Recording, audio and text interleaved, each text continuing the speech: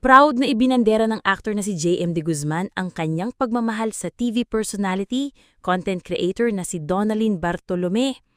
Sa kanyang Instagram page ay ibinahagi niya ang kanilang cute pictures, kalakip na kanyang mensahe bilang pagbati sa National Girlfriends Month. Ikaw mang pahinga ko mahal? Panimula ni JM. Pagpapatuloy niya, ngayong National Girlfriends Month, nais kong magbigay-pugay sa pinakamapagmahal at pinaka-cute na aking girlfriend na si Donna. Chiki ni JM, pinili ni Donna ang sagutin siya at maging parte ng kanyang buhay kahit hindi siya sigurado sa aktor. Kahit I was at my lowest, you saw the best in me. You always give me strength. You always make me believe that I'm handsome and sexy and the greatest actor of all time.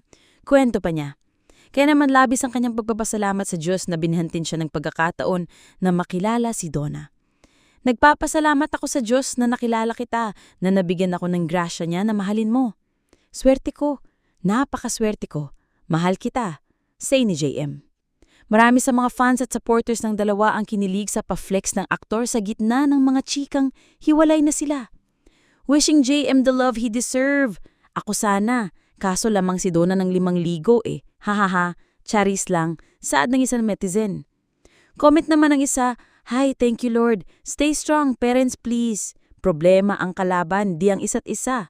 We love you at Donna." Yes, swerte mo talaga po Kuya JM. Kaya sana po wag mo pong gawin kay Ate Donna ang ginawa ng ibang lalaki sa mga ibang babae. After mahalin sila at their lowest point of their life, nung naging successful na daw, kinaya na magmalaki sa mundo. Iniwan na lang ang babaeng nagmahal sa kanila ng tapat at totoo, giving all the resources they have just to be treated like trash in the end, say naman ng isa. Matatanda ang iniintrigang hiwalay na ang dalawa dahil walang masyadong ingay sa kanilang relasyon.